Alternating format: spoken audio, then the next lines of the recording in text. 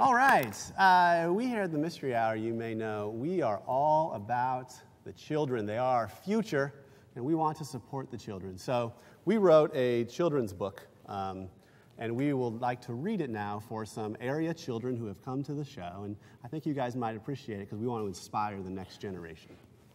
Jeff reads an inspiring book to cute children.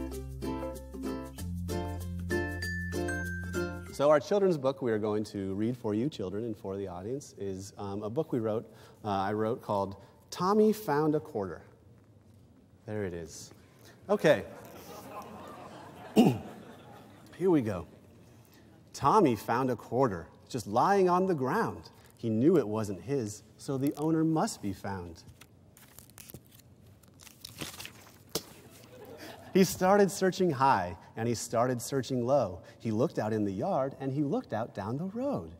He came upon an old man just sitting at a table. He thought, this man might lose a thing. He just might be able. Excuse me, sir, said Tommy, as polite as he could be. Did you lose a quarter? Just one or two or three?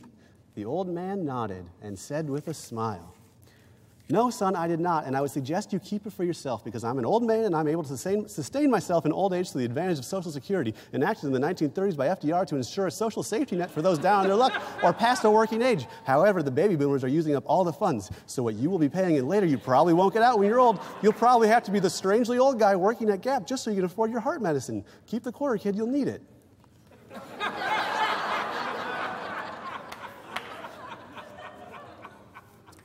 Tommy stopped and stared at him. What he was saying sounded scary. He knew he had to get away and hear something more merry. He came upon a man who was digging a ditch. He told him of the quarter and gave him his best pitch. The man said, son, I'm afraid it isn't mine. But could I have it? Look at me, I'm literally digging ditches. I have my MBA, do you know what that is? But the job market is tough, and it's only going to get tougher. I had to take a job literally digging ditches. Don't even ask me how much I owe in student loans. You see, kid, the wage disparity is growing. Did you know that from 1978 to 2011, CEOs' wages have increased 725%, while workers' wages have increased just 5.7%? I'm not asking to get rich, I just want a working wage. You know what? Keep the quarter, kid, you'll need it.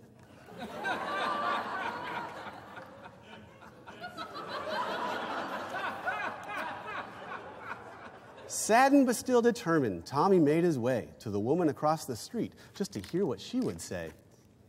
Kid, I'd like your quarter, but you see it isn't mine. What you, a male, have is a quarter. So for me, a woman, it would be just 19.5 cents. It's called the gender pay gap, and it's a real thing. You got a sister? Give it to her. She'll need it. Tommy was left with only questions, like, is the future really bleak? Would he find the owner? Did he lose a paddle going up the creek? Then he saw the famous tree, the wisest in the town. The tree could talk and give wisdom. He wouldn't let him down. No, it's not my quarter, said the wise old tree. First off, I'm a tree. What would I do with a quarter? I tell you what, if I did have a quarter, I'd be putting it towards environmental research. Global warming is happening, believe it. Keep the quarter, kid, and buy a boat. You'll need it. Tommy went to the mayor just to hear what he would say. The mayor told him of the ongoing bubble and burst cycle built into the framework of our financial system. Tommy went to Grandma, who told him of the growing polarization of politics and how less and less is being done just for the sake of politicians posturing to the most extreme members of their bases at the sacrifices of the normal citizens in the middle.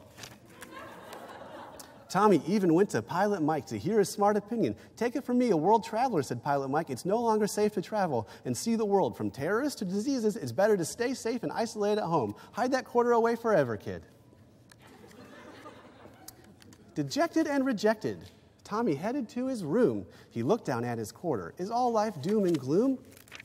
He knew he could make it better just by giving it a shot. So he got online and learned how to trade stocks. And soon enough, he wasn't just good, he was great. Gone were the subprime mortgages and credit default swaps from before the financial collapse of 2008, but he knew the follow-up regulations lacked teeth. And it was the same old game as before, as long as you could find the loopholes. So Tommy invested in his favorite high-profile investment bank that has implemented an aggressive strategy of global growth in the hopes of expanding a business that faces lax regulations offshore and is globally too big to fail. Working man be damned.